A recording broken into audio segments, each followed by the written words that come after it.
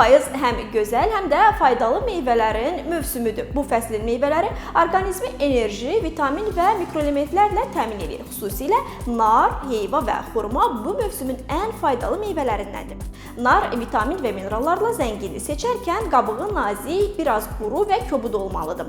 Dənələri qabığa möhkəm yapışmalı, qabığında zədə olmamalıdır. Rəngi çəhrayı qırmızı olsa həm dadlı, həm də sağlam olur. Vitaminlər, mikroelementlər və müxtəlif üzvü turşularla zəngin heyva sarı rəngdə, xoş ətirli və sərt olmalıdır. Zədələnmiş və yaşıl heyva almamağa diqqət yetirin. Xurma isə qırmızı və ya ağ qonur qırmızı rəngdə, ləkəsiz, sağlam olmalıdır. Yaşıl və solğun xurma yetişməmiş sayılır. Azərbaycanda iki növ xurma yayılıb: xirnik və karalyok. Karalyok xirnikdən rəngli, elastikliyi və görünüşünə görə fərqlənir və daha çox yod ehtiva edir. Meyvələri mövsümündə və yetişmiş halda yeyin ki, həm sağlam qalasınız, həm də fəslin əsl dadını hiss edəsiniz.